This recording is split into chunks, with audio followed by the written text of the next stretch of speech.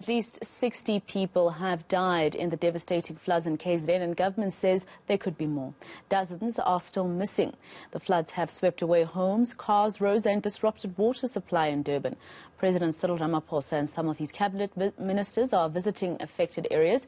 And our reporter, senior reporter Desin Tathia, joins us now live to give us an update. Desin, 300 more police officers deployed to KZN. Of course, I can imagine even emergency services are assisting the SANDF, etc. How's it looking right now? What are the rescuers telling you? Well, they are stretched to the limit, and that has been the situation since the start of these floods. Even on that day, you had all of these teams out the entire night as those rains lashed Durban. What I have for you now, Maseko, is a bit of a grim story. Behind me, there was a body recovery that was taking place. You know, just look at the terrain that you see around us now. So the mud had engulfed this particular area. The Umgeni River is not far from where I am. It's off to my right. So you'll see some of those search and rescue members that are coming through now. They've just completed that task of moving a container that had collapsed. It's an informal dwelling.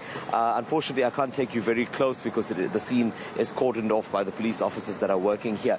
But it's up at the top behind this building. That was where a man was reportedly trapped after the dwelling that he was in caved. It was he's been there since these floods hit KZN, so it's probably about 2 days now. It has taken a lot of work for those that have been on this case. You've got members of the eThekwini Fire Services, search and rescue members, police officers that are here. They've literally been struggling to move the structures, because remember, that needs to be done first before they can continue with their work. And it's also a very difficult time for families as well. And this is the nature of what they're dealing with now. Initially, you have the first phase of where it's a rescue that they are trying to perform, and slowly, as time progresses, it then turns to the other side of things, which becomes this task that they have now, which becomes the body recovery. So not an easy situation to get through. And if you take into account what I've just told you now, 2 days on a scene like this, look at the TLBs that are working there in the background. There's a lot of work just to get a single person. You know, one life is one life too many, but there's a lot of work involved in just getting to these people. It's an extremely tough task for them. And now, if you take into consideration that this is happening around the city and beyond that, you can imagine why those resources are stretched. These are specialized teams that are working on such cases. You know, they're trained to do this. And when you have 5, 10, 15 or 20 incidents happening at the same place, that's when the trouble begins, Maseko. And Desin, I can imagine, I mean, with the South African Weather Service warning that the torrential rains will continue over the long weekend, that if those rescue officials aren't able to get under the rubble, it's going to make it difficult for them by the time the rains begin again.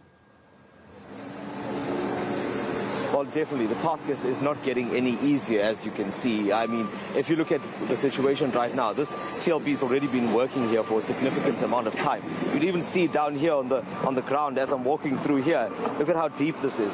So they have to clear all of this entirely. They have to make sure that this mud is cleared out of this area before those rains come. They are working against the clock. There are other areas where roads have completely collapsed, and you have certain roads that are inaccessible. And through all of that, these teams have to get through that, because on the other side of this, Maseko, they have families waiting for answers. They have families looking to them to find out where their missing relatives are, to find out, in some cases, if they are able to recover those bodies. So a lot of pressure, a lot of work happening.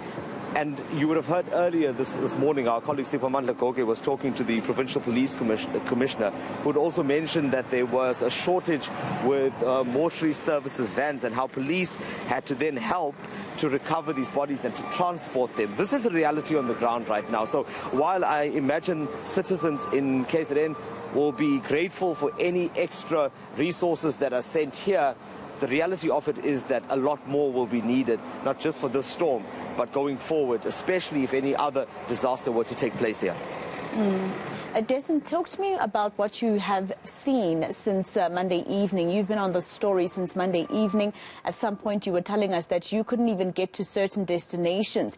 Is it better today compared to what you saw on Monday?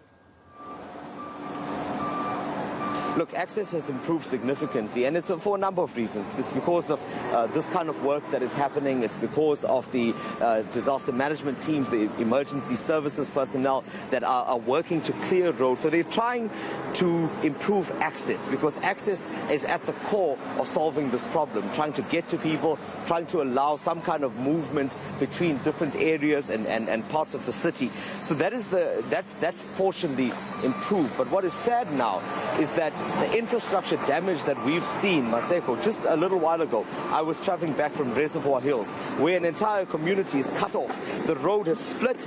They are on the other side, probably about 200 to 300 families that are there on that side, and they can't get out. So now those are the more serious problems that we're facing at the moment, the long-term problems. We've seen it all, Maseko. Besides the issues, the obvious issues that I'm showing you around access and road networks, you also have water and electricity problems.